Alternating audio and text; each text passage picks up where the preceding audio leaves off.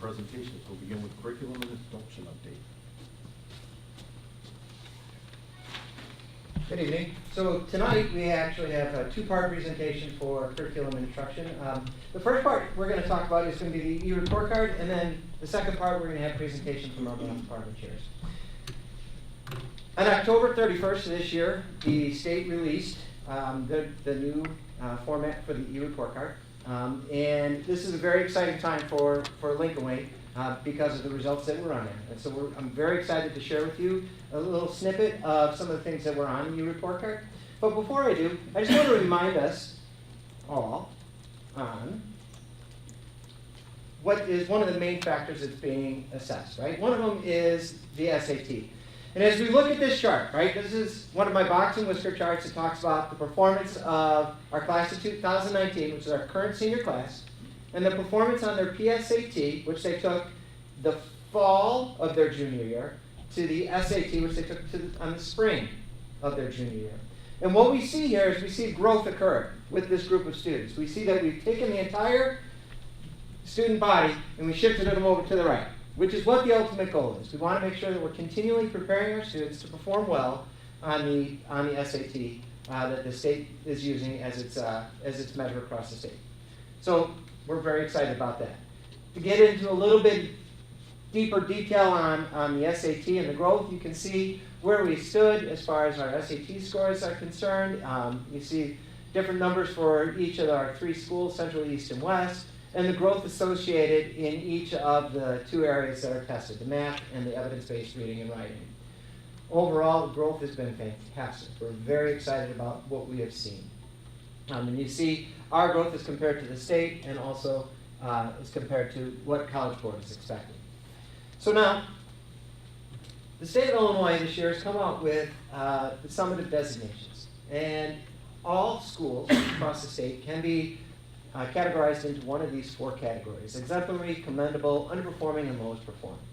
And so what the state did is they took all the high schools and they ranked them based on factors that I'll show you later. They ranked them from 1 all the way down to 689, I believe it was.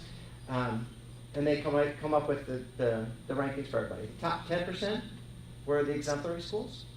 That was the first thing that they did. They ranked that. Then they went down to the bottom. They found the lowest 5%, and they made them the lowest performing schools. Everybody else fit into the two categories in the middle, whether it's a commendable or an underperforming.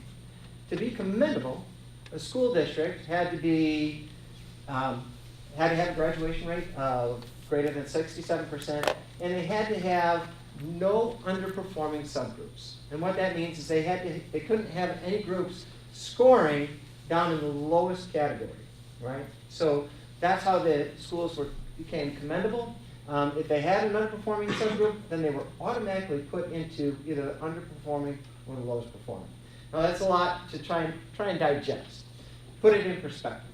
What ended up happening? Exemplary schools, there was about 68 high schools that were exemplary. There was 552 high schools that were commendable, right? So a lot of the school districts across the state of Illinois, a lot of the high schools fit into that commendable category. And they just separated that top 10% for exemplary. So how did they calculate the scores? And this is what our 9 to 12, what our designation was based upon. 50% of it is our graduation rate, which is absolutely fantastic. I'll show you the numbers on the next slide. But let's kind of look at some of these other factors here. The two other main factors are the math proficiency and ELA proficiency. And they're looking at how good are we at bringing our students to have them meet the state standards on both of those two tests. And I'll show you that that standard is set at 540. I'll go in a little bit more detail in a minute. A couple of the other ones that are out there is the 9th grade on track, EL progress to proficiency. And what that is our English language learner students and their progress to becoming no longer having to have services for English language learners. Then there's the chronic absenteeism. And then the two that are in the gray up there, the climate survey and the college and career readiness, they're going to be part of this total ratings that we're going to be getting, but they're not part of it this time around. There's not enough data the state's been able to collect to give us a true number in those, and that's part of what's happening over the next few years. The other thing that's not up here that they haven't put in here, there's two other factors that are going to be part of an evaluation in the upcoming years. One is a science proficiency, and the other is going to be a fine arts. So we'll see how the state comes up with us, how we're going to measure those in the future. So let's take a look at our graduation rate, the biggest category for the high school districts, right? So up there you see the 2017 and the 2018 numbers, and you can see we're right there at the 97, 98% graduation rate, which is absolutely fantastic. Look at us compared to the state of Illinois from 87 to 85%. The state went down, and we pretty much stayed the same, went down in a couple of areas, but minuscule numbers. Overall, our graduation rate is absolutely fantastic. And the way that they calculate our scores and the graduation rate, they pull from a 6-year and a 5-year and a 4-year graduation rate, and those appropriate percentages there. Now, how do we compare? Graduation rate. Let's take a look at the graduation rate as compared to our other Southwest Suburban Conference schools. There we are up there at the top. HF is right there, close behind, but the majority of our schools, of the schools in our district, are above 80%, which is absolutely fantastic. Compare that to the state, you can see where the state is at about 85. So we're on the right track. Our graduation rate and the programs that we have in place to help our students succeed and graduate from high school are doing the job that we anticipated them doing. ELA proficiency. I talked a little bit about this, and this is the percentage of students that meet the state standard. The state standard sets it at 540 on the SAT test for the English language side of it, and you can see where we're at.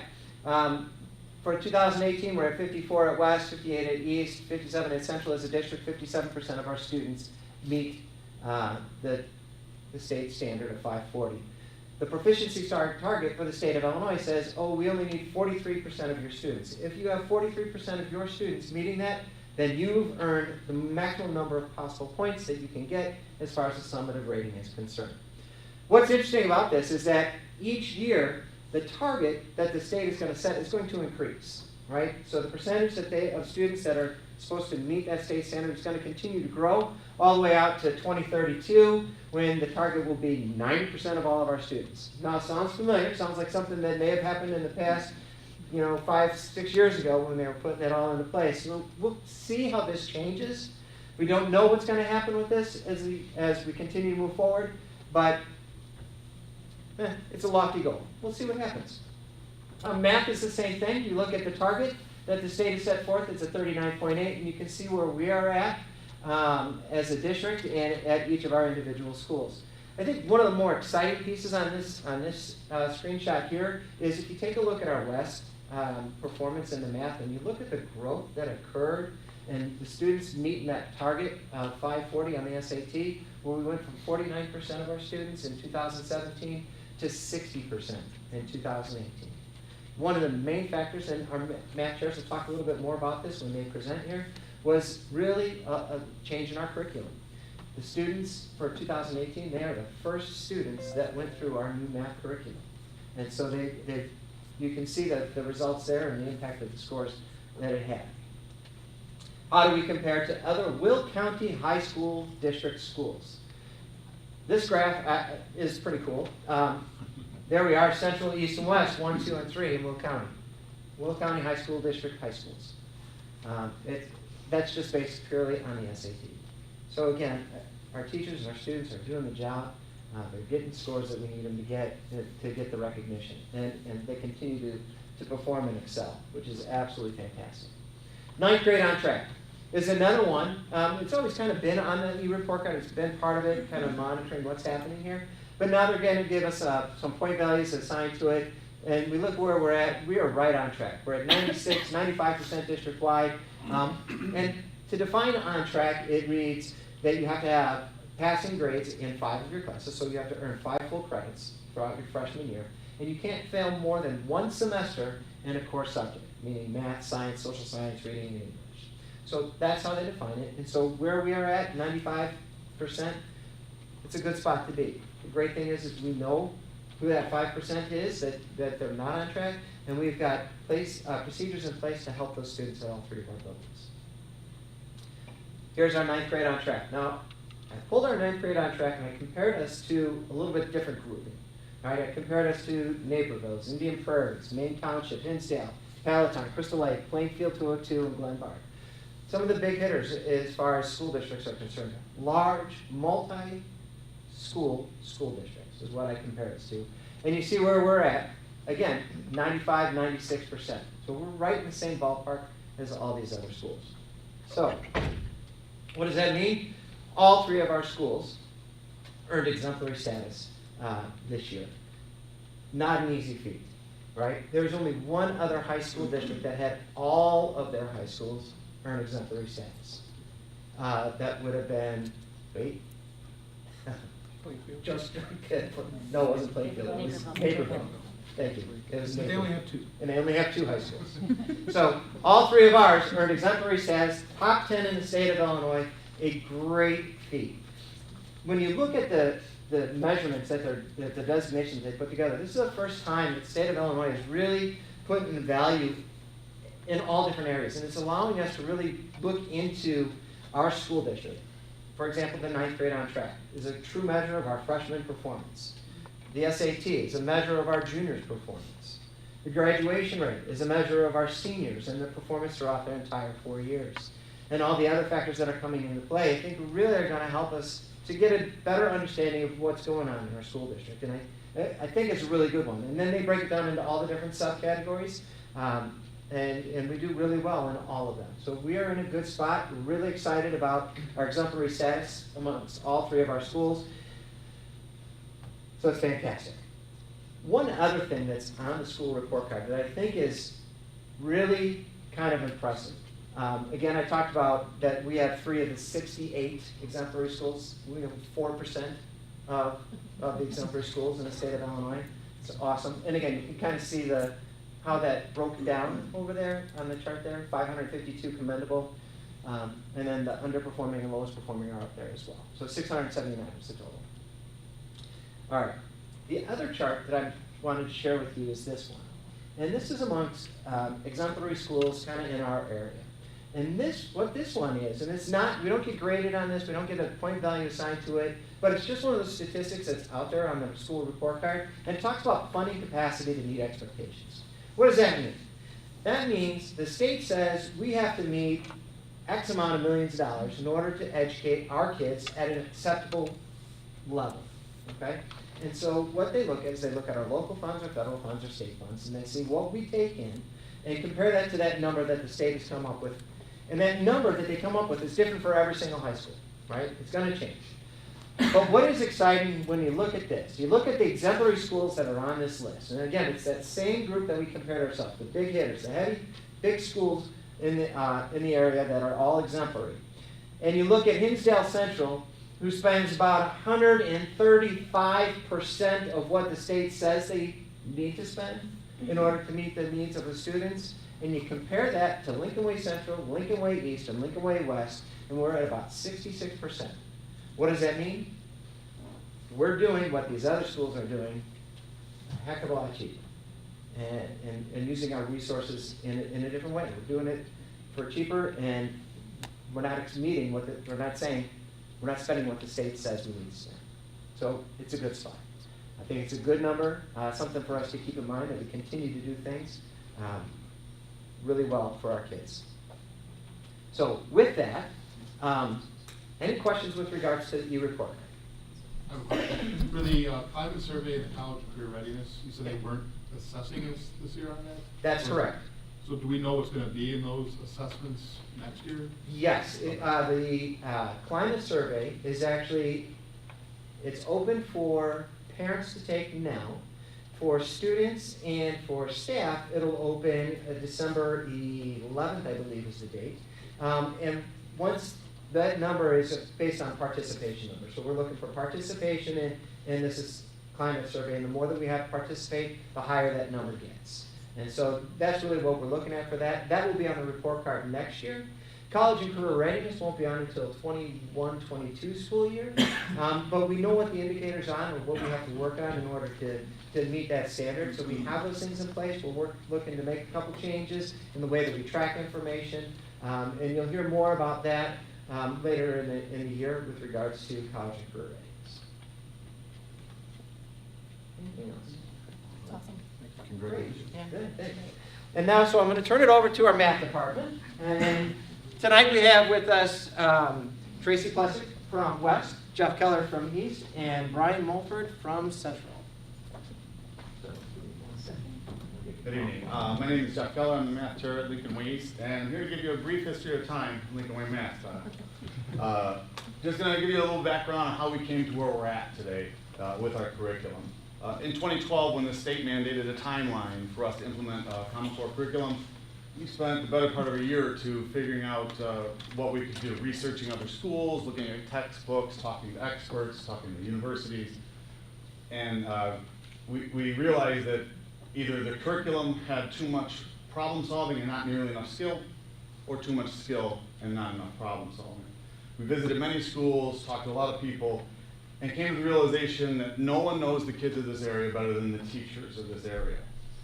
Most textbooks are designed for California, Texas, or Pennsylvania because they are state adoption states where they adopt a textbook for the whole state.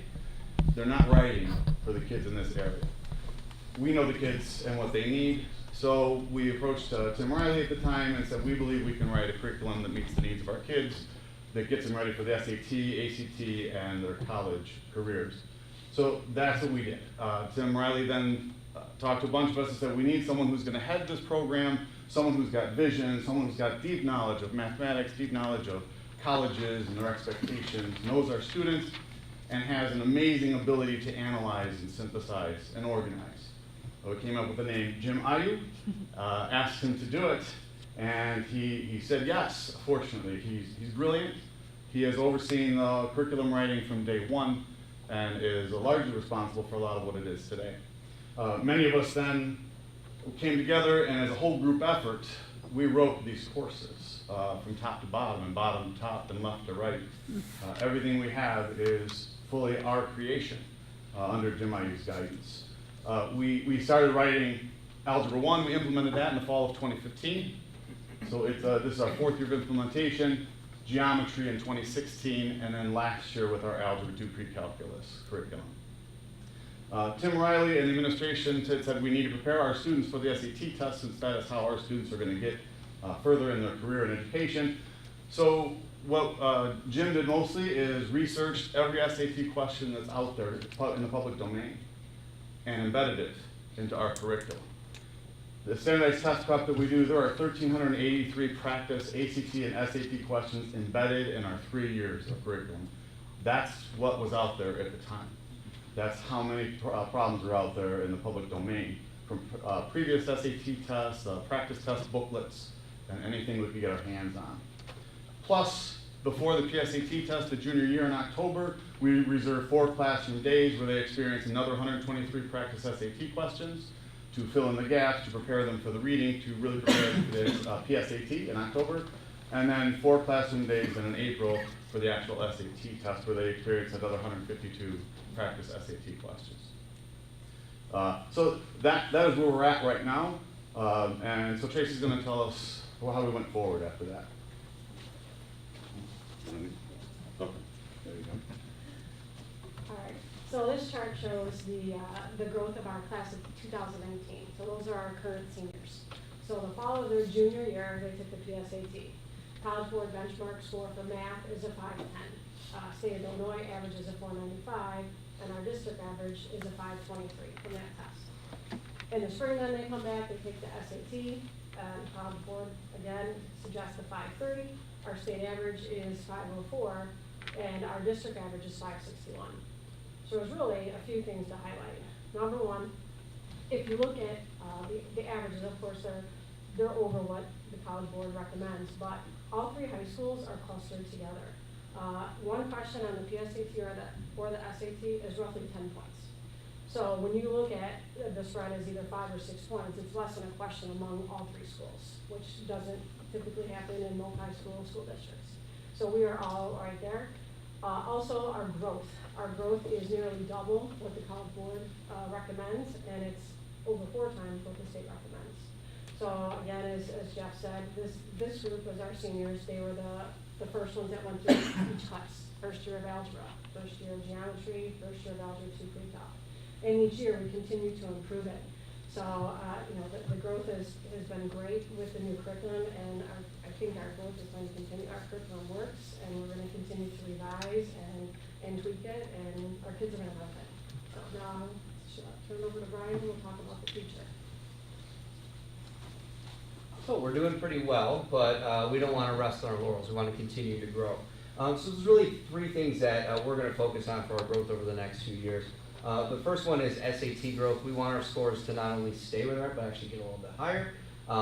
Curriculum review, and then also to incorporate more depth and equity activities to take our kids a little bit deeper, and also to expand the kids that we're reaching in our classes.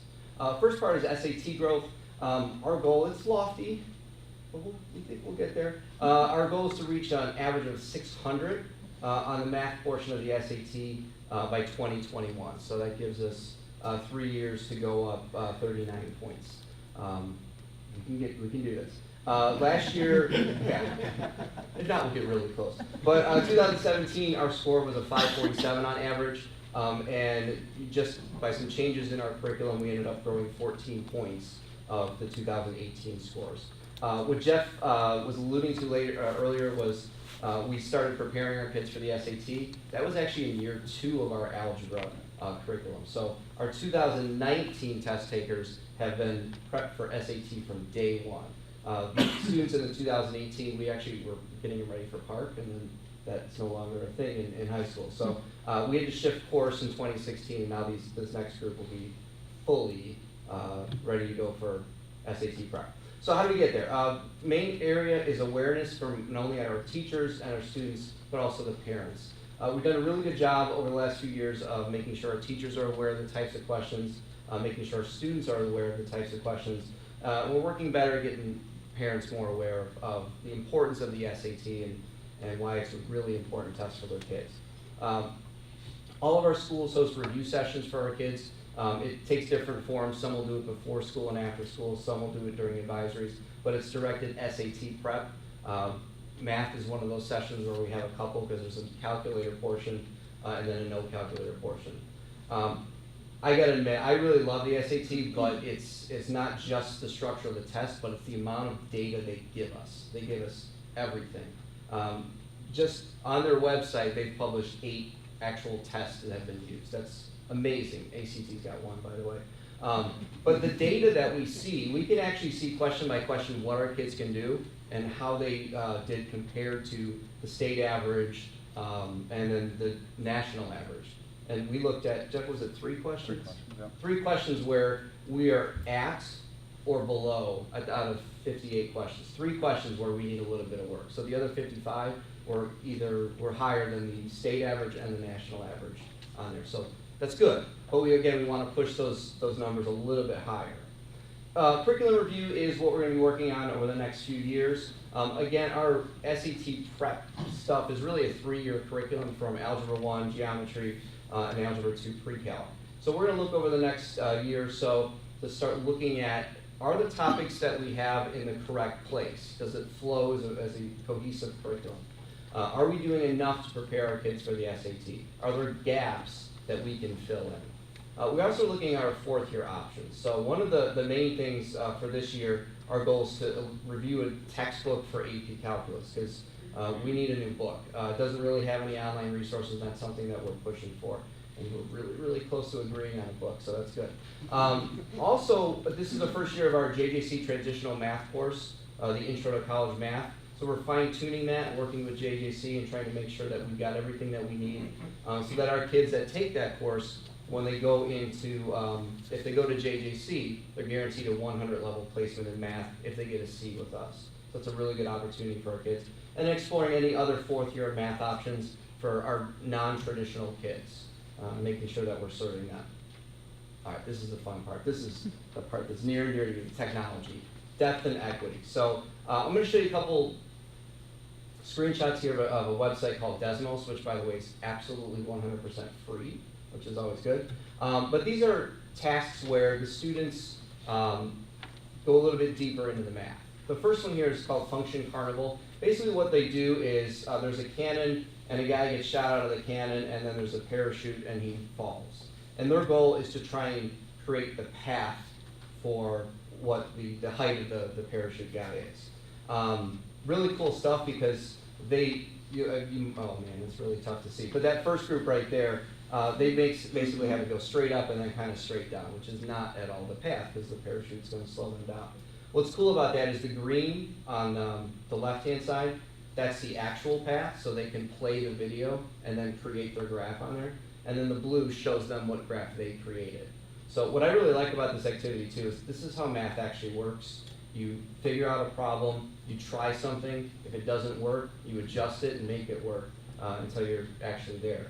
But what's really great about this on the teacher end is this is what we see, which looks like a garbled mess because it's everybody's graph at once, but we can actually look and figure out, click on a particular kid and see what their graph looks like and how close they are to the real thing. What's really nice about that too is at the beginning, the graphs are all over the place, and eventually they start coming together. So we can see that the learning is taking place. And then another one that Desmos has a lot of, which is called polygraph. It's basically the same idea as the other one, except it's based off the game Guess Who, where you have a picker and a guesser. So somebody's going to pick a graph for whatever reason. They just really like that graph. They have like a choice of 16 graphs. And then the guessers have to ask questions that have yes or no answers. So it's getting them into the habit of actually asking questions in math instead of just answering questions. Because that's a really important skill for them to figure out what's special about this graph, what makes this different from the others, and to start to differentiate. And that's what the dashboard for the teacher looks like, and we can pick any of those particular rounds and see what their questions are and see which ones they eliminated based on that. So Desmos, again, completely 100% free. I love that. And again, this is the student experience, very similar to the other one. Those are the graphs that they can choose from. And that concludes our portion. Are there any questions from the board?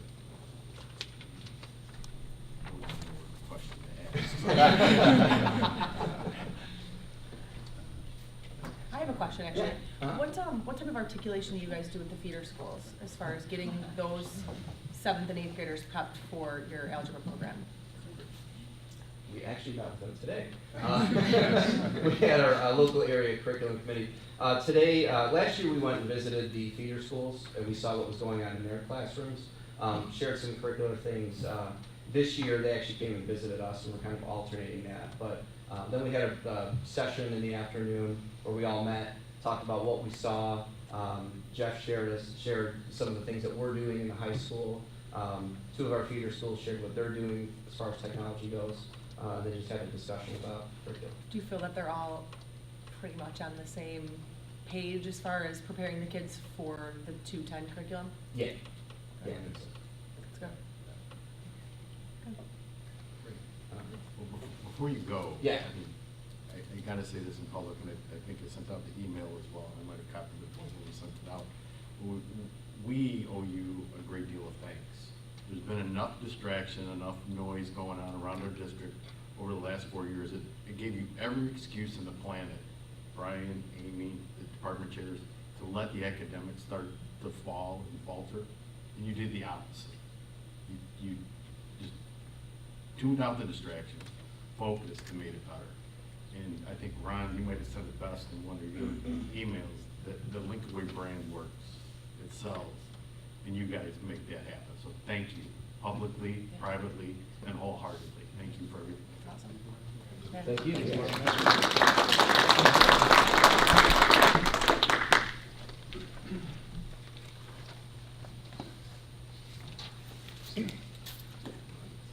Next on the agenda,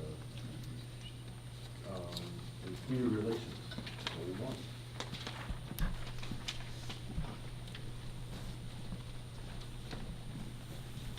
Good evening, how are you folks tonight? Community relations plays an integral part here to everything we do at Lincoln Way School District 210 and our stakeholders. And our students and staff are doing incredible things inside and out of the classroom, and it's been my pleasure for the past month to help showcase that with their peers, their parents, the community, you, the Board of Education, the Board of Education, the media. And once we get going here, I'll let you know that we currently use three platforms of social media. We'll start there: Facebook, Twitter, and Instagram. And Facebook is our most successful platform to date, with nearly 5,800 followers. And on Facebook, we can share all of our positive news and pictures of academics, achievement, athletics, upcoming events for students and staff. Our most successful Facebook post since I have been here was just last month when our Lincoln Way Marching Band won the state championship at the State of Illinois Marching Band Championship game. That reached, as you can see, nearly 10,000 people. It had 200 likes and 72 shares. Twitter is up and coming for the district. Before October 1st, we had our Facebook and our Twitter accounts linked. As you can see on the left, the news was getting out there, but it might not have been utilized to its full potential. So we unlinked our Facebook and our Twitter, and from here we can see that there are pictures happening. Our students are on there, all of our clubs, and the majority of our clubs in athletics and all three of our schools have accounts and are using them. So we can share their information by simply clicking retweet. Our Instagram is where our students are. We have nearly 2,000 followers on Instagram. Again, most of our clubs and athletics have a presence here, as do all three of our campuses. So here's where we can also share some incredible things happening. So we just will continue to help spreading the news via our social media. It's getting great traction, and it's just continuing to grow from there. We do continue to also send the traditional press release. Sometimes these are a little larger of a story that might not be social media appropriate. It also is where we can send our upcoming events. We send all of our press releases to you, the Board of Education, and also a lot of our community partners, our municipalities, including our chambers and our Park District friends. We also send it to news media outlets such as the Herald News, the Daily Southton, and our 22nd century media publications such as the New Lenox Patriot, the Frankfurt Station, the Mokina Messenger, and the Tinley Park Junction. We also are continuing to send our quarterly newsletter. This one up on here, it happened to be from summer, but earlier this week we just blasted out our fall and winter newsletter for this term. This gets posted on our website and includes a letter from the superintendent, all three principals. It also features a department spotlight, which is uniform through all three campuses. It includes a skyward tip and table talk, which includes ways that you can bring up the asset of the month here at your home. Some of the feedback I had received on this is we weren't sure how many people were actually reading it. They didn't know that a new one had gone out. So this time, just earlier this week, we made sure that we put it out not only on our website, but we also emailed it specifically to all parents and staff. We also put it on our social media and also sent to our community partners that do receive our press releases. And I'm happy to report that we have had our webmaster start tracking this as of this week. And as of this morning, we had 1,351 clicks just in the past 2 days of people who are reading this newsletter. Lastly, we will be hosting our second annual State of the District, and we just have saved our RSVP that we will have this on Thursday, January 10th here at Lincoln Way Central at the Knights Round Table at 7 p.m. We will invite the entire Lincoln Way community to join us as the superintendent and administrators present an update on what also you just heard from Dr. Murphy about the recent accomplishments, financials, test scores, upcoming initiatives. Promotion for this event will probably begin after next week, after when everyone gets back from Thanksgiving break. We'll start promoting this event on our social media and on our website and through our community partners as well. And that's it. Any questions? Thank you. Thank you. Thank you.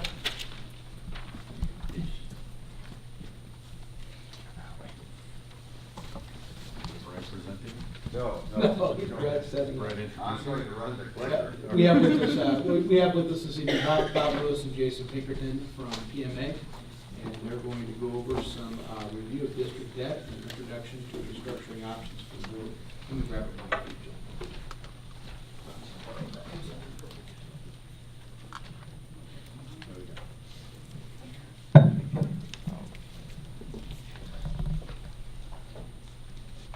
Well, hopefully you didn't have more numbers than you can handle already. There's been more numbers for you. There's no such thing.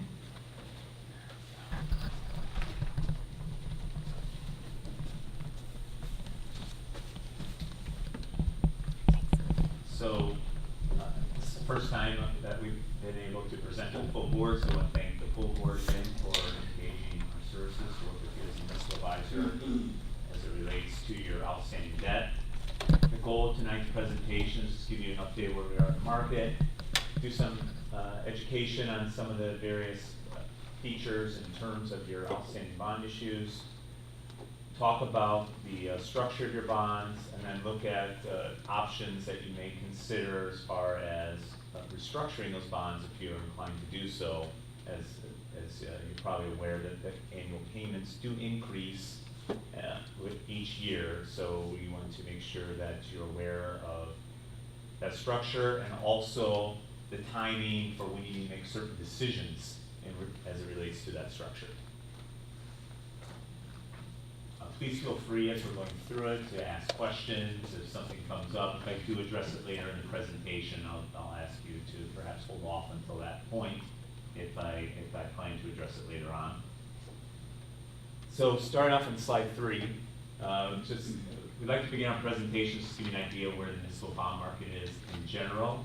So the interest rates you see on this slide are not meant to be indicative of where your district or any other district in Illinois would borrow at this point in time. They are indices. The index there that you see for the municipal bond market is called the MMB. It's put out by Thomson Reuters. It's a AAA rated bond index, and we use it in our industry just like anybody who works in the equity markets uses the LWWatch Industrials S&P 500, or your treasury bonds. You look at what the 10-year treasury is doing. We follow this index to monitor trends going on in the market. Now, when it comes to municipal bond rates, and we're often asked, well, how are interest rates? Well, where are you at? What are you talking about on the curve? Are you talking about short end, medium term, long term? So look at the graph here are the 1 year, the 5 year, the 10 year, and the 20 year.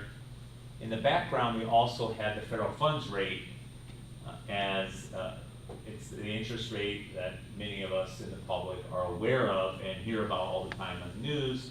And there's some misconception that what happens to the federal funds rate will have a nearly 1-to-1 correlation with all interest rates along the yield curve, and that's just not true.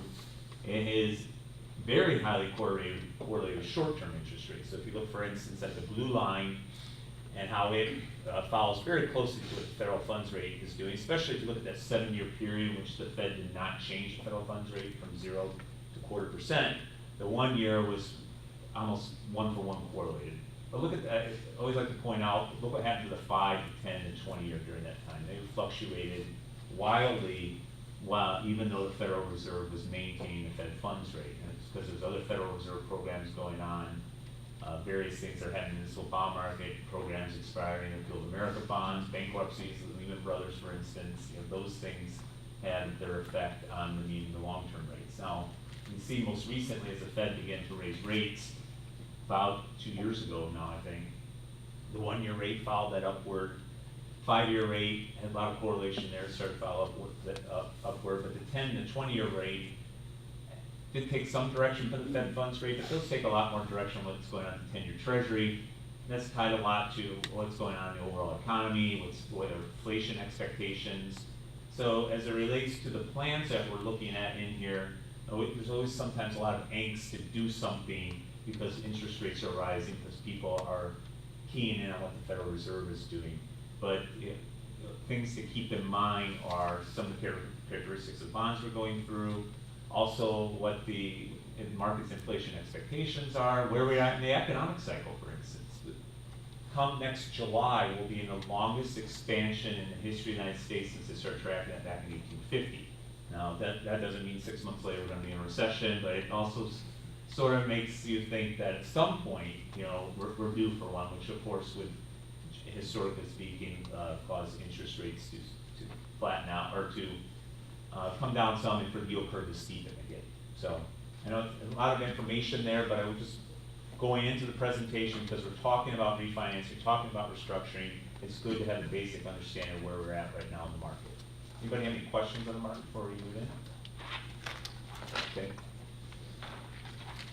So this next section, we're reviewing some of the information as it relates to your outstanding bonds. We have a couple of definitions we need to go over here first because it's important as it relates to the ability to restructure some of your bonds cost effectively. there's something in our industry called a current interest bond. Most of our bonds are current interest bonds, and those are bonds that pay interest semi-annually and pay principal annually. That's the vast majority of municipal bonds in our market. And that is, I think, 4 of the bond issues are current interest bonds, 3 or 4 of them. And then you have zero coupon or capital appreciation bonds, or CABs. And CABs are very similar to a U.S. savings bond. If your grandparents ever gave you a savings bond, or maybe they're giving your kids U.S. savings bonds for college, if you get $50 U.S. savings bond, it's bought for $25. You'll never get an interest payment on those bonds. At some point in the future, usually about 30 years later, you can go in and get $50 back for the $25 that it took to buy it. That difference, the accreted values that we call it, functions as interest on that bond. You have some outstanding bonds that are issued as tabs. In fact, you have a significant amount of bonds that are issued as tabs, the 2006 bonds and 13B bonds.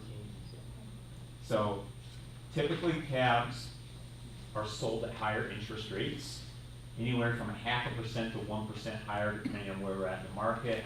Also, a lot of tabs are sold as being non-callable. When we're giving these presentations on bonds, we like to go through the analogy of comparing to home mortgages quite a bit, because that's what we're most familiar with. It's the biggest debt obligation most of us have as individuals. A key difference between municipal bonds and home mortgages are the ability to refinance and pay those off. Your home mortgage is callable at any time, essentially. You can get a home mortgage, 3 years later, refinance it if you wanted to. Municipal bonds have a period of time which you can't refund them, at least on a tax-exempt basis, until you get within 90 days of that call date. And usually the call date is anywhere from 8 to 10 years after the bonds were issued. I mean, current interest bonds. Historically, capital appreciation bonds most of the time are issued as non-callable, meaning you can't call those back in and reissue them at a lower interest rate. You have to pay those to maturity, either through your tax levy or through the establishment of an escrow, which we'll talk about a little bit later in the presentation. Now, I don't want to steal too much thunder from later in the presentation. There perhaps another way to restructure these, but I'll cover that when I get to there. Next slide gives you a summary of your outstanding principal by series. So what you see on this slide is just your principal. It doesn't include the interest payments on the current interest bonds. It doesn't include the accreted value on your capital appreciation bonds. At the bottom of each column, you can see the sum of the principal by series, and you can also see the original purpose. Building bonds were authorized. Well, so for instance, the 06 bonds were issued to build the buildings and do improvements, to build your 2 newest high schools at the time and do improvements at the 2 existing high schools. The 09 bonds were also a combination of purposes. Advanced funded some outstanding bonds and also did some new money improvements. And then the last 3 bonds, Advanced funded prior bonds. So they're all at some point approved by referendum. Boards of education don't have to go back to the voters to refinance bonds. So, but all these were originally authorized via referendum. At the bottom of the column, we've summarized the call feature. 3 of the 5 bond issues are non-callable.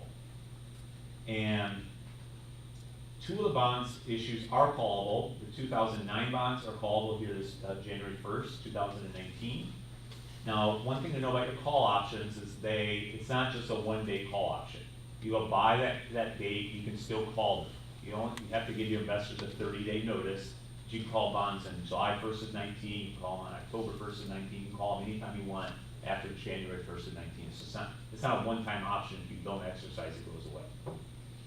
The 13A bonds are callable on January 1st of 23, and you can see what the average coupon or interest rate was on those, although it's kind of a misnomer to say average coupon for a capital appreciation bond because they don't pay interest. So this really was the original yield on those bonds. One thing I need to talk about here is some changes that have occurred since you last sold bonds in 2015 in the tax law. As you may recall, last year we had a substantial change in federal tax code, the size of which had not occurred since 1986. When they changed the tax code, they made a lot of changes to marginal tax rates for corporations and individuals. Because of those lower tax rates, they had to look for loopholes to close. We all know, being in the state that we are, in New York and California, one of the loopholes that they close that we don't like is they put a cap on salt. The state and local tax exemption at capping at $10,000. They also turned to the municipal bond market and looked at, well, what can we look to take away here? And what they took away from us was the ability to do something called an advance refund. So a couple more definitions. These are IRS definitions. A current refunding, it's probably easier to start with that, is one that occurs within 90 days of your call date. So it's more like your mortgage situation, where you're simply replacing one mortgage with another on the same day. Bonds are currently callable. You're replacing the old bond with the new bond within a 90-day period. So it's very similar to the mortgage situation. Advance refunding was one that occurred 91 days or more prior to the call date. And you may be wondering, well, why would anybody ever do an advance refunding? And it was an attempt to, for a couple reasons. One was to manage interest rate risk. What would happen is, let's say call date's 1/1 of 18, and it's now January of 16. Certain issuers across the country, large issuers, small issuers, would consider to do an advance refunding because and what would happen is they take the proceeds of that bond issue, place it into escrow. 2 years later, it would pay off the old bonds on the call date. And while it was in escrow, it would earn interest. As you can see, some of your bonds are advance refunding bonds. So the situation I described there was where you're advance refunding a callable bond is often done for savings to manage your interest rate risk. Some of your bonds have been advance refunded to maturity, where the bonds weren't callable at all. So an escrow was set up to make a payment of a non-callable bond at some point in the future. So let's say your levy was $20 million in 2015. And that was not a desired target that the board at one point wanted to hit, is $20 million. So these numbers I'm just making up for illustrative purposes. And so with the advance refunding of a non-callable payment, you might have lowered that levy to $16 million, but you're still paying the $4 million due on that date. It's just being paid from the proceeds of a bond issue placed into escrow, and that new bond issue you're paying off at a date later in the future. That's what happened in 2013, is you took a lot of those payments. Some of the bonds were callable, some of them were not callable, escrow them, and place them off into the future. So it's important to know then and differentiate the difference between advance refundings and current refundings, because some of these bonds that we have to possibly consider restructuring are not eligible for advance refunding. Because A, they're not callable now, or they're not callable at all. So anything you did today, you have to sell them taxable. And what I mean by taxable is when you sell your bonds, you want to sell them tax exempt if all possible, because your investors who buy those bonds don't have to pay taxes on the interest that you pay them. So they're willing to loan to you at a lower interest rate, 3/4 to 1% lower. So if you do advance refundings of any of these bonds, we have to do them with taxable bond issues, which means you're automatically going to pay an interest rate about 1% higher. So you have a sort of natural built-in hedge to wait to do some of these decisions, because doing them now would mean you have to sell taxable bonds, but by waiting you'd be able to sell tax exempt. Any questions on that nuance in the tax law? Just a question on the market with the tax bill. Obviously, with the lowering of the rates on corporations, banks, and insurance companies, have you seen demand for the munis decrease since that tax bill is coming forward? So we've had two different variables occur as a result of that tax bill. When it comes to municipal bond investors, 70% of the bond investors are either direct retail, exchange traded funds, mutual funds, but it's retail some form. Well, the marginal tax rate didn't change much on them. So retail still valuing municipal bonds similarly to what they did in the past. Casualty insurance companies and banks, they don't see the same sort of benefit, because marginal tax rate was lower from 31% down to 21% on that. Now, banks were afforded certain additional benefits if their bonds were bank because they bank qualified. So what we have seen this year is the value of bank qualification has diminished to the point where it's very nil. but bank qualified, if you designate your bonds as bank qualified, you sell 10 million or less in a single calendar year. Most of the time, we're looking at your financings that wouldn't apply to anyhow. We haven't seen the sort of drag on the economy that you would expect from, because even the casualty insurance companies and banks would buy non-bank qualified bonds, which you would think, all things being equal, would have upward pressure on interest rates. But the other variable that's occurred this year is a really low municipal bond supply, also caused by the change in tax law, because the amount of refunding volume has virtually dried up. Because a lot of the bonds that would have been callable in this year, a lot of issuers chose to advance refund those in 17 and 16 and 15. So now that we're in 18, the bonds that would have been callable were already advance refunded. There's a few current refundings hanging out there, and I mean, we've done a handful of those this year for getting done. But because of the low refunding volume, that's brought down overall supply to a level we haven't seen in a long time. So that's put sort of a lid on rising interest rates. Does that answer your question? Yeah. Okay. Any other questions on that? Okay, this graph is got a lot of color to it, but it really helps to illustrate where your bonds are callable. And we've also put on here certain key dates. So, payments that are callable are light blue and dark blue. The light blue represents the 2009 bonds. Dark blue represents the 13A bonds. Now the shaded dark blue, which now almost looks like a gray, is the interest payments on the 2013A bonds. Now, you can refund interest payments if you needed to restructure them. However, if you restructured an interest payment, it would be taxable. And the maroon bars represent the 2006 cabs, what's remaining, and the orange bars represent the 13B cabs, which are also non-callable. So if you look at 4 important years right here in the center of this graph, are levy years 21 through 24. You have no callable bonds that year. So anything you restructure in those years has to be done via a taxable bond, which would have a 1% higher interest rate. So just keep that in mind. And the light blue bars are the ones that are callable come this January 1st of 19. Before you refund any of those payments, you need to really have an idea of what your goals are, at least for the immediate 3 to 5 years. Because you would hate to refund those payments and not ultimately restructure them the way you wanted to, because once those payments are refunded, let's say you refund them and put them back in the same spot, or allow them back in the same spot because you're trying to lower the interest rate.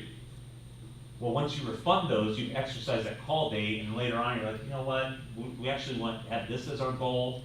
Now we go to refund those payments, now we have to do it on a taxable basis.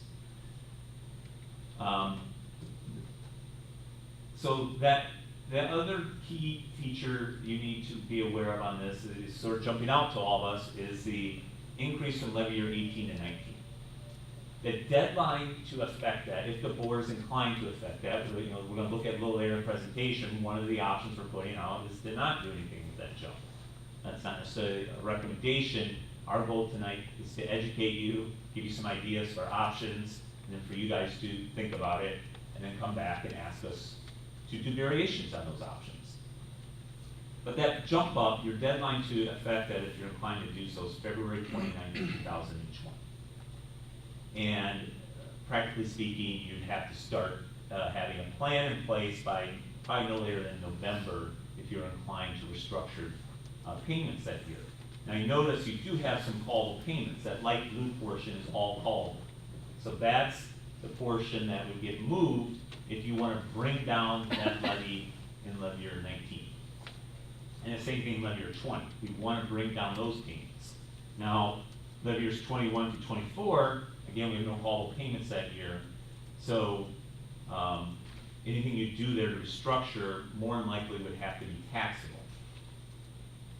The other date that we point out here is January 1st of 23, which corresponds to levy year 21. We put this on levy years. So your bond payments that are due on January 1st of each year correspond to a levy year 2 years before that. So the taxes you levied last fall in in November, December, or you probably did it a little earlier because you did PWs. September of 17, you collected that in 18 to make the principal payments on January 1st of 19. So everybody, this can get people confused with these different dates. Just ask any beginning analyst, the first 2 years, that's probably the hardest thing that they have to learn. It's keeping those dates straight. But your 13A bonds are callable January 1st of 23. So all your principal on 2013A bonds are callable. It's just that you don't have principal on January 1st of 23. Your first principal payment on that bond is not to January 1st of 27. So that's why you may be wondering, okay, those bonds are callable January 1st of 23, but then you're saying there's no callable payments in those years. Well, it's because there's no principal until you get to levy year 25, which would be a principal payment on January 1st of 27. The next slide is the data that flows into that graph on the prior page. And so you can see the two key dates are in blue, where you have that jump up, and you have callable payments that year. The next 4 years where you have no callable payments. And what are your options to deal with those non-callable payments if you're inclined to lower those payments that year to not have such a big increase? One is to do taxable restructuring, which I've mentioned a couple different times already. Two is to try to repurchase some of those bonds in the secondary market. We already know one of your big investors because they've called from time to time to ask questions. And sometimes those holders are willing to sell the bonds back to you at some sort of price where you both win. We know this, if you have to do a taxable bond issue, we know what the cost of your escrow is going to be, and they know that too. I mean, you're talking about the Nuveen's of the world. We're not talking about unsophisticated investors. And so they know that as well, but there's maybe some middle ground there where they can sell it at a higher price to you, but that price is still better than the alternative of selling taxable bonds. You won't know the possibility to do that until you do postings onto Emma, because you can't just go talk to one investor. You have to make it available to all. So if you do this properly by putting postings onto Emma that you're willing to buy back some of your bonds, then you engage your broker dealer to start those negotiations. We've done this for some of our clients over the years, and they're very difficult to do, so I hate to put together any sort of plan that counts on that. It doesn't mean we won't try it, but it shouldn't be we shouldn't calculate the analysis assuming that we can get a tax-exempt refunding of those because people are willing to sell the bonds back. Because if they sell the bond back to you, that's a current refunding. So now you can be financed tax-exempt. The third is to defease the bonds with cash. So the first one is a defeasance as well, but you're defeasing with proceeds of bond issue. The third one is with cash. Okay, so where are you going to get cash? Well, of course, if you're able at some point to sell Lincoln Way North, that cash, the proceeds of that could be used to set up an escrow to defease some of these payments so you don't have to sell taxable bonds to pay them. So you want to provide as much time then before restructuring those with taxable bonds. You want to try as much time as possible to see if you're able to sell Lincoln Way North, get the proceeds of that, and actually defease those bonds and not have to restructure them with taxable bonds. So your deadline to impact levy year 21, the first year you have those non-callable payments, would be end of February 2022. So you have some time until you get to that date. Any questions on your outstanding bonds? Oh, I'm sorry, flip back one more page. I do want to point out, although my primary focus when I talk to my school clients is what is the levy for your bonds, and not really focus on the tax rate, because the tax rate's a function of the EAD and the levy. And that's what got a lot of school districts into trouble who did referenda pre-Great Recession, planned for the EAB to continue to grow at these rapid rates. It's not just you, it's school districts all around the high growth areas make these sort of assumptions. And of course, and the objective is we're going to keep the tax rate level. Well, it's because the EAB is expected to grow like this, and so the bond payments are structured to grow in the same slope. And, well, that didn't happen here, it didn't happen in many places, so you saw the EAB go down, tax rate go up. So I'm more focused on what's happening with the levy, but still want to point out the tax rate on the far right, where we have built in here that the 4% growth in EAB. The jump in the tax rate from levy year 18 and 19 is about 14 cents with those assumptions. Even if you take out the 4% next couple of years, it's still going to be around 14, 15, 16 cents. Okay, now let's look at. So that 4% is taking into consideration new growth plus basically CPI. Right, so when we get back into the scenarios where we calculate taxpayer impact, which is more of a function of the levy, but it is somewhat a function of the growth of EAB, what we've assumed is of that 4% of EAB, 2.5% is reassessment, 1.5% is new property.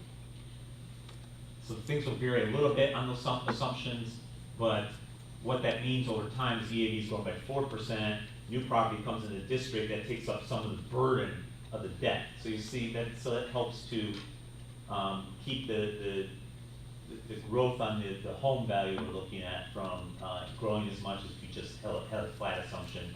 You assume the EAB went up by 4, so you assume the home value goes up by 4. I mean, is that so that's a little bit higher than we've been using for our 5-year, if I'm recalling correctly. Probably just because our inflation rate is a little bit lower. Is that typically what you're using, 4%? Or I mean, are you? We sort of look at using that, I'm sorry, the 2.5%, because obviously the property growth, you're gonna have to look at the area. Yeah, I mean, generally speaking, let's say, it looks at what the area is doing. It's really not as, the 2.5% is not all that important, because the EAB is growing by 2.5%, we're growing the home value by that 2.5%. It's more the new property assumption that impacts the taxpayer impact in our analysis. And while you may be more conservative, so the purpose of doing the taxpayer impact has a different purpose than doing your financial projections. You don't want to be too rosy in financial projections, because if you are, you can have deficits. Here, you don't want to be you don't want to be unrealistic on your new property assumptions, but yet it's not as problematic as being wrong on your operating side. Does that make so? No, and again, it's close. Right. I mean, it's close to what we're using. I was just curious if it was like a standard that you use. No. There's some back and forth on discussions. It's not super sensitive to that, and it's more sensitive to it the more years you go out. In the early years, it's not that super sensitive to it. So, what are the benefits of phasing? The last time you did a major restructuring, you did it all at once. You know, a lot of school boards who are in a similar situation as yours, where they have debt that they need to refinance, I always say, you want to get the pretty picture. You want to be able to hold up the new graph to the public and say, this is what we did, this is what our debt looks like now, we took care of the problem. But getting the pretty picture can be more expensive than doing it patiently. I have one DuPage County client that just finished phase 3, next year finish phase 4. They've been doing a gradual increase. They decided let's level it off about $21 million per year, and then we're just going to keep it flat after that. And but it's through a phasing approach. My home district, Oswego, we're doing a 3-phase approach. We have one phase left to do in about 4 years or so. I can't remember it off the top of my head. They're hoping for a capital infusion if they can ever get the $49 million CBD grant on the next list. So you're in that similar situation. Can you get proceeds for selling the high school? Eliminating principal is better than restructuring principal. So what's the benefits of phasing? As I've already mentioned, some of the bonds that are taxable, some of the bonds have to be refunded on a taxable basis if you did it today. So you're going to sell it automatically at 0.75% to 1% higher. One thing I haven't talked about today is the Illinois premium. And that's the premium that you pay, even AAA rated issuers pay, because your last name is Illinois. You know, whenever you do an official statement, it's Lincoln Way School District 210, Illinois, you know. And because you're in Illinois, a lot of investors won't buy anything in Illinois, not just their state, they won't buy local issuers, even some of the largest capitals or casualty insurance companies located in central Illinois won't buy bonds in the state of Illinois. And consequently, when you go to sell a bond, when Hinsdale goes to sell a bond, they're gonna pay a higher yield just because they're in Illinois. When we sold, is it this year? Hinsdale 181? Yeah, this year. They paid on a premium, you remember 20, 25, 30 basis points, something like that? It's about 30 basis points. And the lower your individual credit rating is, the higher your Illinois premium is going to be.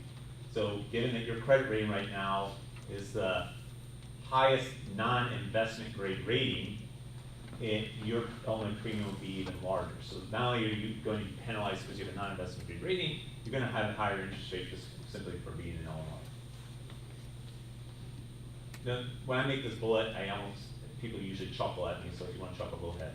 But the Illinois premium paid by local issuers may decrease over time if the state, we can see some improvement in how the state is operated. Does the state actually begin to tackle its problems? And if there's some credibility in what they do, that credibility will transfer back to the local issuers. Is this where we're chuckling? Yes, this is what you're talking about. So, this also provides more time for the district to improve its own credit rating. And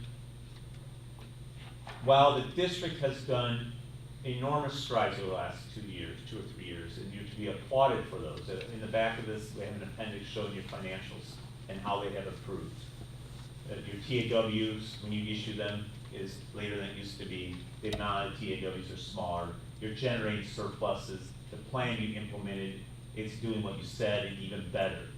It takes time to get that credibility back with the rating agencies. They're not going to do it the very next time. One of my other clients in DePage and Cook County went through a very difficult financial situation, had their rating cut from AA by S&P to one notch above junk about a decade ago, right when the financial crisis started.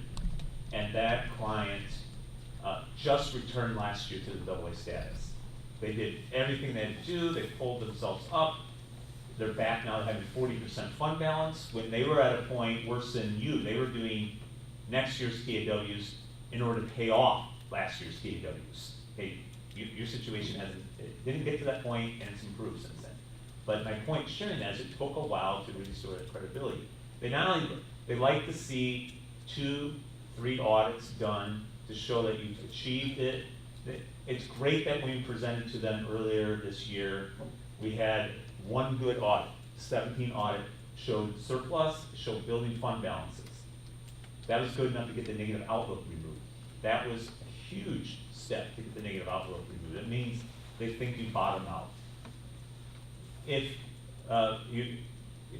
by going later this year, early next year, to start to address some of the bonds, the chance and probability of upgrade at a time is not very strong. You'll have another audit. We're hoping that when the audit came out that other piece of land that I know you're trying to sell would have been done to add the fund balance. That didn't pan out. So that's one thing that we told them that we're hoping that is not going to be reflected in the audit. By going later, by trying to make a decision on any sort of restructuring towards the end of next year, you'll have the audit just came out for 18. You'll also have the 19 audit. So we'll be able to present to Moody's 2 more audits that are going to show improving trends. I think the probability of getting back into the investment grade category is much better than it would be now or early in 2019. And that's a huge difference because getting back in investment grade credit category should allow you to get credit enhancement. Where you go out and buy bond insurance, they're named for it. So your bonds will have a AA rating on it, even though your rating is lower. Now you may be able to get credit enhancement with a non-investment grade rating, but you still have that underlying rating non-investment grade. The fourth point on why phasing helps is provides more time to sell Lincoln Way North. I don't want to be in a situation where we restructure some of those non-callable payments, and then you're able to sell Lincoln Way North, and we're like, oh, I wish we hadn't done that, because now what do we do with the money that you just received? So doing this in at least 2 parts allows you to contribute that cash towards any sort of plan. And then it allows the district to revisit the goals of the plan in each phase. Sorry, Question? you said it can, and it doesn't have to be like a month. So this 10 million in proceeds, whatever it comes from, eliminates 16 million. Can you explain that to me? Yeah, so if we're able to take, why don't you explain how you did the analysis? Sure. Because of compounding effects. Bob, can you give me some? Oh, sure. Sure. All right. So what I looked at was a structure that contributed no cash, 50 million, and 100 million. I looked at it linearly, meaning that I looked at it from 0 to 50, what the impact was on the overall debt service, what the impact was from 50 to 100, and what the impact was from 0 to 100, and I roughly took an average. Unfortunately, because of the compounding effects of interest, this isn't going to be a linear structure. The elasticity increases the more cash that you have because the restructuring shortens the more money you have. So there's, as you contribute more and more and more, you get more bang for your buck. So what it was saying is, So it's, you're not extending out past the years we already have the debt. right, so you, Sure, you're not, okay. so the $10 million eliminates $10 million of principal and $6 million of interest. Got it. As a rule of thumb. So it's just gone, you know, which, so you can see the value of putting cash into the objective. And any sort of analysis Jason did was not us opining at all on what the value of the high school should be and what you should sell it for. So don't take any of those numbers as us opining on that. But we have to use something. So if it was just a smaller dollar amount, I'm not talking about selling a high school. Right. You know, we sell the land and we decided, you know, to take that money, but it's a much lower. Yeah, because it's a, I get it. yeah, this is sort of the midpoint, so around the $50 million is a rule of thumb. So if you get less than that, you're not gonna get the same bang for your buck. Yeah. And it also depends on the structure you're doing. If you do a structure that just keeps going up every year, you know, comes down and then goes up every year, that's gonna have a longer extension versus one that has a, you know, has a higher slope and then flattens out. So, you know, it's also independent or dependent on the structure.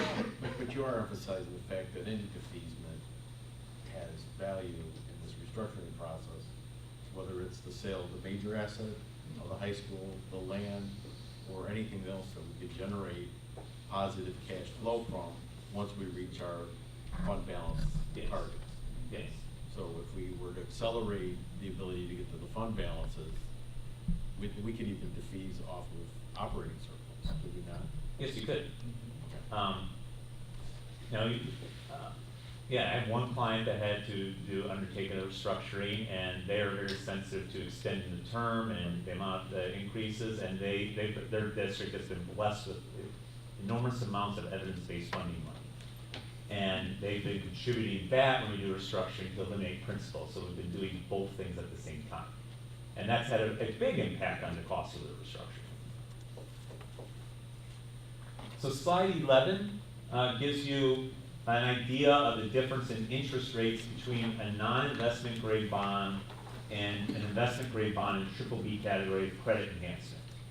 Now, there's not a whole lot of non-investment grade school district bonds you can look at. We have one other client that's non-investment grade, which is actually in the process of potentially restructuring one of their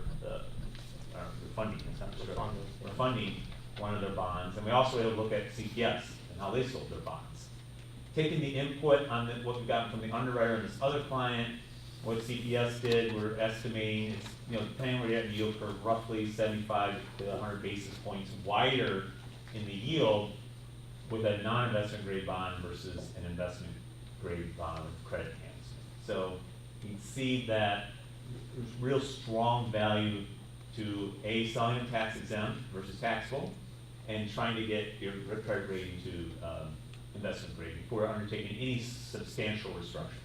So what's the next, so say you went to the next step on this, so you went to A-, is the differential between you know, is this the biggest is this the biggest Yes. step up? This is, yes. And, I mean, what would the step up be between like the next, you know, so if you're thinking about this from phasing it in, and you have another 3 years, and you can get possibly 2 upgrades maybe. Right. I'm not projecting, but what's the next step up from the green line here? Sure. From a kind of a triple B rated category back to like a single A category, you're looking at 40 to 50 basis points, and then incrementally smaller from there.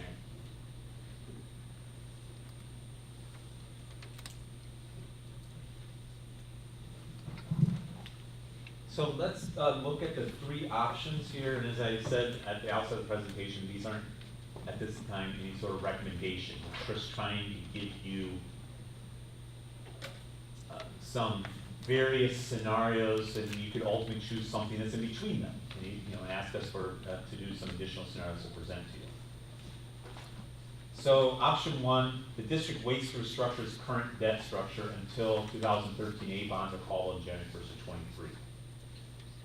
So that means you're essentially allowing, we have graphs to go along with these, so why don't we wait till there before I start trying to visualize the pictures with my hands.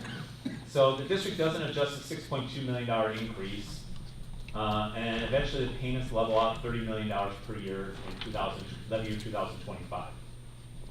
And in this scenario, the district could refund its Series 2009 bonds for savings opinion. So if you just want to keep the structure the way it is, allow the increase, then we'd say, okay, then we should look at refunding the 09 bonds and try to capture any sort of savings you can to lower the interest rate. I think the interest rate's like 5%. I can't remember. Those are that's the problem, is because they're the best 4.19. Yeah, but you only have I understand. like a couple payments at the call date, so there's not a whole lot of savings you can make, because you only, like, if you were able to, like if your credit rating restores, you end up refunding those 13 B bonds, there'll be a lot of savings available there, unless interest rates for some reason at that point in time are substantially higher than that today. So in any of these scenarios, 2019 refunding is basically just if you can get a lower rate. Right. I mean, that's the only. Well, but no, because if you choose to push off some of the payments and start bringing down the slope, and those first 2 years, the callable bonds in those years are the 09 bonds. So some of those bonds may be refinanced and put right back, but some of those payments will be taken and moved out. But they'd be moved out on a tax exempt basis. And also hopefully on an investment grade basis if we do something in the fall instead of in the spring. Okay. Of 19? Pardon? 19. 19. Why would somebody consider something like option 1?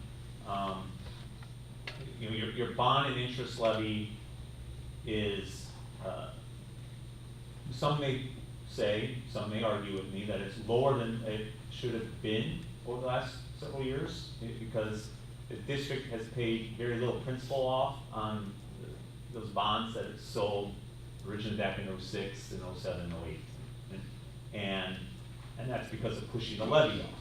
So one may argue, well, we need to let it go up because and get back to where we should be paying. The example I have is Ernest had paid much more than you were the minimum payment on a credit card. And what we have a chart later in the presentation where we look at how your bond and interest tax rate matched up with your feeder districts compares, adding theirs to yours, compares to some other unit districts or feeder district and high school districts in the area. Just give you some context. Could that also help with the ratings? Because I mean, one of the things the rating agency wants us to do is pay off principal. So would something like this, not spreading out those payments, help with the rating agencies? That definitely helps, because when you read your rating report, they do talk about the heavy debt burden, looking at the amount of principal that's outstanding. And any sort of plan that tackles the problem, they're trying to pay it down sooner than later, is going to view much more favorably by them than one that pushes it off again. So that's another reason to consider that. Now, it doesn't mean you can't moderate it some, the slope, and work your way into a higher payment schedule. But ideally, you're not gonna end up with something that lops on another 10 years at the end again. Because at some point, you're gonna have capital needs that you may not be able to handle out of your operating funds, and how are you gonna handle those? So you gotta tackle the debt and start bringing it down. They'll never give you advice, they can't, but if they could, they'd probably say something similar. Option 2, the district pursues an initial restructuring in 2019 to modify the $6.2 million increase in favor of $2 million annual increases. And we'll talk about that in more detail when we do the graphs. This would require a partial taxable advance refunding of the non-callable 06 cabs to achieve that goal of about $10.4 million. Now, you wouldn't necessarily have to do that if you eventually were able to put some cash into this from whatever source it would come from. So that would be done that'd be done in the second phase, that would be done in 19, right? The taxable? The initial phase would be. Oh, okay, so that would be It would late be fall 19, 19. okay. And then that would also levy off at $30 million per year in 25. Option 3 is one that modifies the $6.2 million increase in favor, right off the bat, in favor of 4% annual increases. So now the debt's just growing by 4% per year. This one would require taxable advance refunding for the non-callable bonds, and the total combined taxable restructuring in this scenario will be about $52 million. So because you're bringing them down more earlier in the structure, you're digging deeper into those 40 years that have no callable bonds. All these scenarios assume a rating in the BBB category, and that may mean generically, you use Moody's, which doesn't use that scale, but in our vernacular, we're using it in a generic sense because 3 or 4 rating agencies have the same scale. Moody's is the oddball. And we added an extra 0.5%. So BBB would be back to investment grade. Right. Mm-hmm. And it doesn't take into consideration any of the defeasance activity that you possibly could have. No, none of this, So none of no these assets considered or cash. no other source of Right. cash comes in, it's just the existing bond. Right. So can you explain what's happening with the extension of the debt, like how many years? Like option 3 is adding. Yeah, we'll see that in the graphs. Okay. So, you got the graph? So this is a slide where you allow the increase to occur, and then you restructure the bonds in 2000, when the 13Bs become callable on January 1st of 23, and at that point you leveled off at $30 million per year. So you're cutting off those back-end increases and extending the debt by 2 years. So the gray area represents your current structure, the blue columns represent a potential restructured structure. So there's not a lot done on the early part of your structure then. So this increase from levy year 18 and 19, we're trying to put this into a magnitude that's easier to grasp. While that increase may look big on a percentage basis on the debt levy, because it is, but the thing to remember is your debt levy is 20% of your overall levy. 80% of your levy can only increase by CPI every year, your operating levy. So that increase from levy year 18 and 19 would be on your overall levy, whatever CPI that is that year, and another 5.2%. So CPI has been running lately around 2.5%. So your levy would increase, overall levy that year would increase 7.7%. Obviously, that's a big increase for 1 year, and it's up to the board to decide in consultation with each other, with your constituents, about the objectives that you want to achieve. This is the least costly restructuring plan, which you'll see in a couple slides, or in the next slide. After that, these annual increases are about 4.8% per year, and that would equate to about 1% over CPI on your overall levy.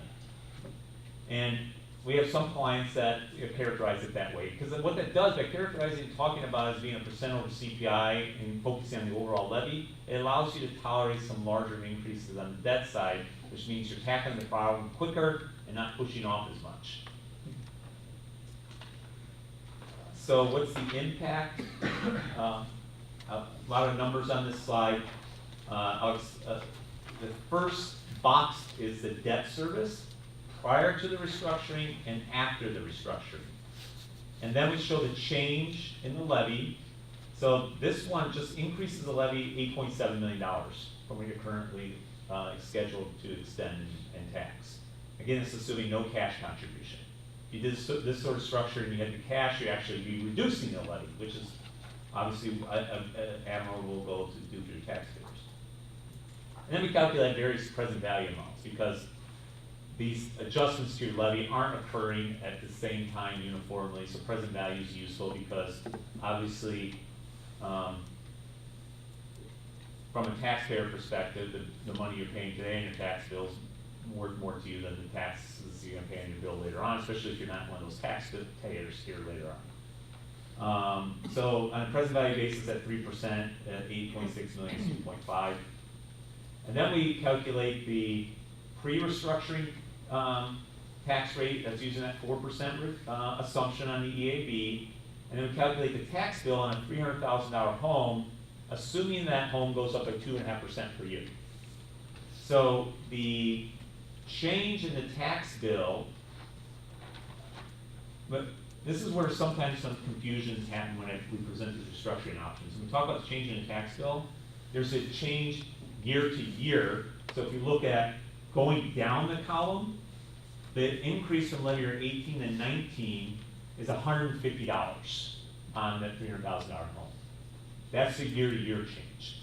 Over the far right, we're showing you the change between the status quo and the scenario. So you're comparing one status quo to one of the scenarios. People get those two things mixed up from, when they get these numbers. So I just want to make sure that's absolutely clear. So after that $150 increase, estimated $150 increase, then you're looking at an increase of about $20 per year until they would peak later on in the structure.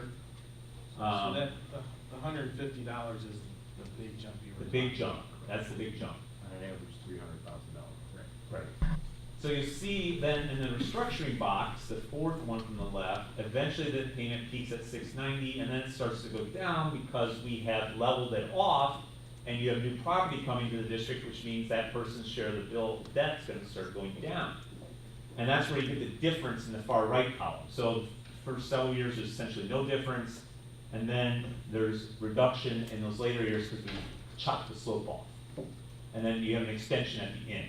And this is where some confusion comes in again, because people think the bill's going to jump up $631 in 1 year. No. The bill, if you go over the column, is actually going down $9. It's $631 higher than the baseline, because in the baseline there's no debt then. Okay?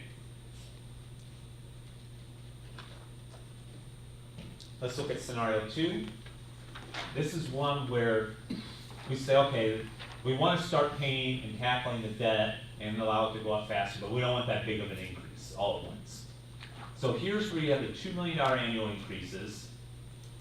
So the annual change in the debt service levy is 8.5%, that $2 million increase, on average. It's not going to be the same because the calculation changes as the denominator changes each year. But again, the debt levy is 20% of the overall levy, so your overall levy would increase by approximately 1.7% over CPI. So we have one client out in Kendall County that really took advantage of the 0.8s and the 0.7s. They put into place at just the right time a plan to do. They were going to let the overall levy go up by 3.75% per year. Well, when the operating rate was only going up by 0.7 and 0.8, we brought so much debt forward. I mean, their debt picture is just transformed from what it would have been had they just continued to push it. What they were trying to chase a rate and just kept pushing debt off, and then they finally realized that wasn't going to work long term. So this one has a slightly longer extension. then the prior one, it adds another year at the end. But it chops it off at 30 million. So the extension's coming from bringing the slope down and not taking and hitting it all at one time. So the increase in debt service is $30 million versus $8 million in the other scenario. And then you can see the present value amount, the impact to the taxpayer is. The bill's $105 lower than it would have been in levy year 19 if you did nothing for your $300,000 home. And then gradual improvements annually thereafter until the last 3 years were extended. You know, the bill continues on around $600 per year. Any questions on this scenario? And the last one is number 3, where restructuring takes place to immediately implement a plan where the bond levy goes up by 4% per year until you get to the end. Now you notice the slope is not only positive, but it's increasingly positive because of the compounding effect of that. But here, the increase would be about 0.8% over CPI, which should make sense because your bond levy is going up by 4%, and CPI is going up probably more around 2.5%, is what your operating side is. So, much better savings up front. You see that in the next page. Significant reduction in the tax bills for your taxpayers. Hold on. When you say savings, you're talking about annual savings to the yes. taxpayer. Yes, thank you for stopping. Not an overall savings. Yeah, if you look at the estimated change in the levy, that would go up by $108 million. This one, with the magic word. Right. Now here we assumed, and again in all these scenarios, that the financings took place at a time that you're back in investment grade category. If the refunding of the which series is called? The initial 2009 bonds? Yeah, 2009 bonds. If that occurs at junk status, we estimate the cost to restructure those and push them out, because a lot of those get pushed out, would be about $2.8 million higher as a non-investment grade bond. Slide 19 does a side-by-side comparison of these scenarios, showing the change in the rate and most importantly in the tax bill. Again, none of these are putting cash into these scenarios. Later on, if you want to see some with cash in there, we're more than happy to do them. If we're hesitant to put something in there because once a number gets reported, then everybody thinks, well, that's the number that the school district wants. And so whenever you get to that point, you want to see that, we got to make sure it's absolutely clear these are hypothetical scenarios trying to show the value of cash to the restructure. Okay, not to be where you want to sell it or where somebody should buy it.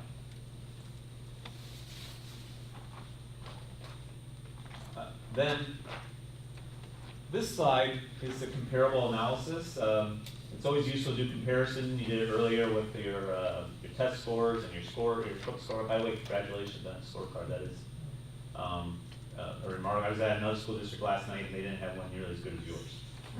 But it's a similar type of presentation. Yours had a lot better news. So, here, of course, as you know, you have 5 feeder districts. I hope we got all 5.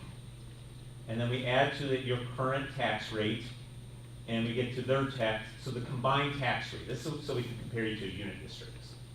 So you have Manhattan on the lower end at 62 cents combined towards debt, up to New Lenox on the higher end at $1.15. And how does that compare to like Plainfield? Plainfield's at 90 cents. Their debt's leveled off. I work with them, they have their debt leveled off. Indian Prairie's debt's leveled off at 50 cents. So they're the best one on this chart. So we're doing what we consider the high growth districts. We're not throwing in the Hinsdales and the Maines, the ones that did their building years ago. I know Maine just passed a big referendum, so their rate will go up some here, but most of these are the high growth districts. Oswego's at $1.72. We were above 2 before. Oswego's implemented a plan to level, after 2 years of increases, they had actually done a plan where they were gonna level it off at 30 million per year, I think, on their bond levy. And actually, no, it was going down to 27.5. Yeah, And then and they decided, no, 32, no, 30. It was 27 and a half, 30, and now they're at like 35. Yeah, so then they decided it wasn't gonna be at 30, and they determined to, like, but it's gonna push your debt way off. And they said, let's get this stuff paid off. So we did a $2.5 million increase that hit our bills this summer. Next year's another $2.5 million increase, and it levels off at 35 million, and there's a substantial drop off in 10 years. That's what they decided to do, but the rate's still high at $1.72. You know, trust me, I pay it. Valley View's at $1.30. Valley View's in the middle of a restructuring plan, a multi-phase one, where it's been going up by a certain percentage each year. We get to the point where we're going to do these bonds, we're hoping to be able to do them on a tax-exempt basis. In about 5 more years, we're going to level their payment off at that point. Joliet 86-204, they have not had to restructure. They're at $1.18. Their payments are structured to go up every year, though, I believe. And then the Manukas, 111-201. We did 111, that's their largest feeder district, the one that has the most debt. They're at $1.53. So you see how those rates compare to where your combined rates are right now. And then we showed you the percent of the overall levy that the bonds are. So for New Lenox, that's 18%, and all the way to a low of 9% for Manhattan. You know, Frankfurt here in a couple of years will have no debt, by the way. Their bonds will be paid off. I know Summit Hill's debts is going up annually. They've restructured. I think it eventually flattens off. And New Lenox is in the process of doing a restructuring. They just did a phase earlier this year. They didn't do it all at once. They're doing phasing. They took care of it like the next 4 or 5 years, and then they have some variations to do, later variations to take care of at that time. So then we looked at, okay, what if you jump to 56 cents from 42 cents and do the same analysis? New Lenox would jump from 18.56 of the overall levy to 20% of the overall levy. The combined rate would jump from 115 to 128, and we show you, repeat again the other school districts for comparison purposes, and we also show the other school districts compared as a percentage of the overall levy. So the point of sharing this analysis is you're sort of right there already in the middle, before and even after, if you allow some sort of increase, whether you want to allow happen all at one time, or you want to gradually work it in like an option 2. Yeah. So there's some appendices, I don't plan to go over them, they're there in case we need to refer them if you get some questions that related to them. Other questions that you may have on the restructuring plan or anything that we've given you tonight. I know it's a lot to digest. Some of you have seen this before in our interviews and finance meetings. Some of you this may be new. So, What was the plan you wouldn't count on? That would function. That would be a tool within any of these plans where you would go to, if you had to restructure some of those non-callable halves, if you're able to repurchase them more effectively, that would just reduce the cost of some of these restructuring plans. It's not going to have like significant improvement over it, but you know, every dollar it counts. It's not going to like drastically change the picture of these graphs. So based on this presentation, what is the next step, in your opinion, for us to do? I mean, obviously we have to talk about it, but what's the timeline, I guess? Well, if you're in, the one recommendation we're coming out that we will give tonight for this plan is to not implement anything until you get towards the end of next year. That allows your rating to improve and allows you to find out more of what's going to happen on third high school. And plus, you only need, if you decide to restructure some, you only need to restructure the next couple of years, because then you get into those 40 years of the wall where everything's uncallable, so you restructure the next 2 years.